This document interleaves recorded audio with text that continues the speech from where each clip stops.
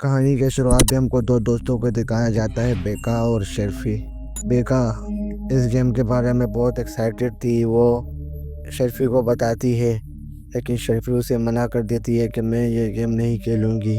تو بیکا اسے کہتی ہے کہ کیا پتہ تمہیں اپنی موم کی روح کے ساتھ بات کرنے کا موقع ملے۔ تو پھر شرفی راضی ہو جاتی ہے اور وہ لوگ گیم کھیلنے کے لیے بیٹھ جاتے ہیں۔ اور جیسے ہی شرفی کہتی ہے کہ یہاں ہم دونوں کے علاوہ کوئی موجود ہے، تو ایک روح کہتی ہے ہاں میں یہاں پر موجود ہوں۔ اس کے بعد وہ اس سے اس کا نام پوچھتی ہیں تو وہ اپنا نام ہیلینا بتاتی ہے، اور یہ لوگ سمجھ گئے تھے کہ یہ تو ہماری وہ دوست ہے جس نے سوسائڈ کیا تھا۔ تو یہ دونوں اس سے پوچھتی ہے کہ تم نے سوسائڈ کیوں کیا تھا، تو وہ بتاتی ہے، ایم کا اشارہ کرتی ہے کہ میرا مرڈر ہوا تھا۔ یہ دونوں بہت شوک ہو جاتی ہیں کیونکہ یہ بات کسی کو بھی پتہ نہیں تھی۔ پھر اس کے بعد وہ اس روح سے پوچھتی ہے کہ تم کو کس نے مارا۔ جیسے ہی یہ لوگ اس بات کا ذکر کرتے ہیں تو لائٹ بجھنی اور آن ہونے لگتی ہے۔ پھر اس کے بعد وہ اس سے لیٹر کہتی ہے اور اسے دوبارہ ملنے کی وہ بات کرتی ہے لیٹر کے ذریعے ان لوگوں سے۔ پھر اس کے بعد یہ دونوں ریسرچ میں لگ جاتے ہیں اور اس لڑکی کی ریسرچ کرتے ہیں کہ وہ لڑکی آخر کس وجہ سے مری۔ جیسے ہی وہ کمپیوٹر کے سامنے دیکھتے ہیں اور ریسرچ کرتے ہیں تو ان لوگوں کو پتہ چلتا ہے کہ وہ لڑکی خود ہی ایک دریا میں اپنی کار کو لے جا کر سوسائڈ کیا تھا۔ وہ لڑکی شرفی کی دوست بھی تھی۔ پھر اس کے بعد شرفی کا باپ آ جاتا ہے اور شرفی سے کہتا ہے کہ تمہارا اب سوئمنگ کمپٹیشن ہے، جاؤ تم اس کے لیے خود کو تیار کرو۔ پھر اس کے بعد جیسے ہی وہ سوئمنگ کرتی ہے تو اسے کچھ عجیب محسوس ہوتا ہے، جیسے کہ اس کے ساتھ کوئی ہو اور اسے دیکھ رہا ہو۔ پھر اس کے بعد وہ اپنی دوست کو یہ بات بتاتی ہے۔ اس کی دوست اسے کہتی ہے کہ میرے ساتھ بھی یہ عجیب اور غریب سین ہو رہے ہیں۔ وہ اسے اپنا موبائل دکھاتی ہے کہ مجھے عجیب اور غریب SMS آ رہے ہیں۔ بیکا شرفی کو بتاتی ہے کہ مجھے موبائل پہ عجیب اور غریب SMS آ رہے ہیں۔ پھر اس کے بعد جیسے ہی کوچ بیکا کی مدد کرنے کے لیے آتا ہے تو بیکا اس کوچ کو منع کر دیتی ہے، اور بیکا اس کوچ کی نیت کو جانتی تھی تو وہ اس کو بھی بتاتی ہے کہ اس کی نیت صحیح نہیں ہے، اس کی نیت بہت خراب ہے۔ اس کے بعد یہ لوگ ڈیسائیڈ کرتے ہیں کہ ہم لوگ رات کو جائیں گے، اس کی روح سے بات کریں گے۔ اور جیسے ہی وہ رات کو جاتے ہیں اس کی روح سے بات کرنے کے لیے تو شرفی بیکا سے کہتی ہے کہ بیکا کو جب دریا سے نکالا گیا تو اس کی دونوں آنکھیں غائب تھی۔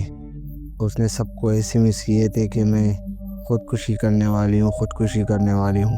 تو بیکا اسے بتاتی ہے کیا پتہ کہ اس کے مرڈر نے جس لڑکے نے اس کا مرڈر کیا ہو، کیا پتہ اس نے یہ SMS اس کے موبائل سے کیے ہوں۔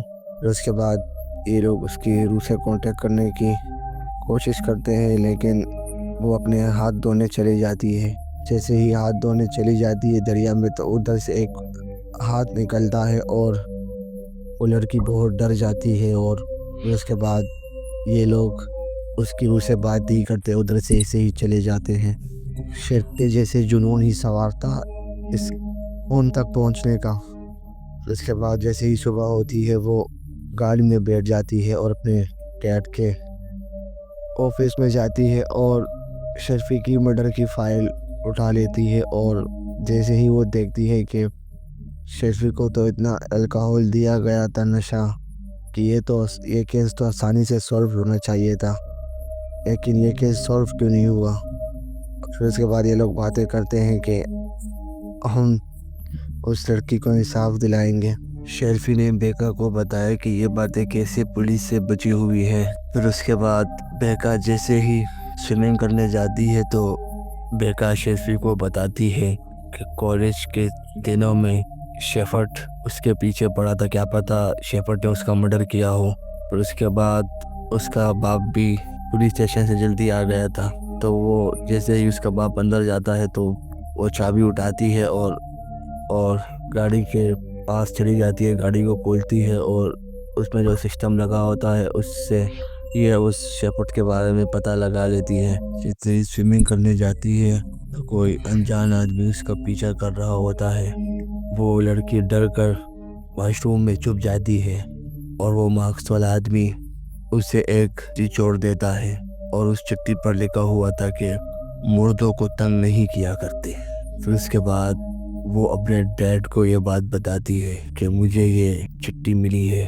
تو اس کا ڈیڈ اس سے کہتا ہے کہ یہ تمہارا ایکس بوائے فرینڈ تو نہیں جو تمہیں تنگ کر رہا ہے؟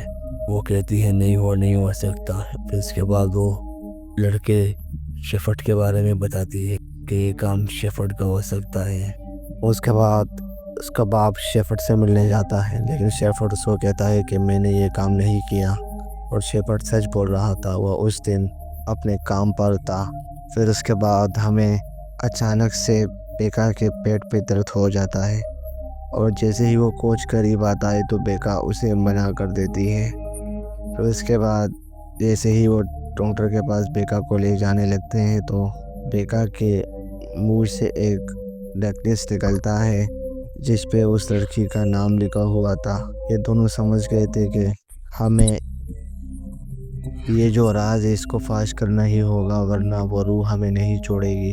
پھر اس کے بعد یہ ایسے ہی کرتے ہیں، اور رات کو یہ لوگ قبرستان چلے جاتے ہیں اور اس لڑکی کے قبر کے پاس وہی روحوں والا باکس رکھ دیتے ہیں اور اس لڑکی سے کانٹیکٹ کرنے کی کوشش کرتے ہیں۔ جیسے ہی کانٹیکٹ ہو جاتا ہے تو وہ اسے کہتے ہیں کہ تم کو کس نے مارا ہے؟ تو وہ اپنے کوچ کا نام بتا دیتی ہے کہ مجھے کوچ نے مارا ہے۔ اس کے بعد جیسے ہی وہ کچھ پوچھنے والے ہوتے ہیں وہاں پر قبرستان کے گارڈ آ جاتے ہیں اور وہ لوگ وہاں سے بھاگ جاتے ہیں۔ پھر اس کے بعد بہت دیر ہو گئی تھی تو اس کا فادر اس کا انتظار کر رہا تھا، بہت غصے میں تھا۔ جیسے ہی وہ آتی ہے تو وہ اپنے فادر سے جھوٹ نہیں بولتی اور اسے اپنے فادر کو بتاتی ہے کہ میں اس جو لڑکی مری تھی اس کی مرڈر کی تفتیش کر رہی ہوں، اور وہ خودکشی اس نے نہیں کی تھی، اس کا کس نے خون کیا تھا اور اسے بہت بڑی ماترا میں الکوہول دیا گیا تھا جس کی وجہ سے وہ مر گئی تھی۔ تو اس کا فادر اس سے کہتا ہے کہ یہ بات تو ہم نے پبلک ہی نہیں کی، تو تمہیں یہ بات کیسے پتا؟ تو وہ کہتی ہے کہ میں نے آپ کی پولیس اسٹیشن سے وہ فائل چرا لی تھی۔ تو اس کا ڈیڈ اسے کہتا ہے کہ تمہاری اس غلطی کی وجہ سے میری نوکری بھی جا سکتی تھی۔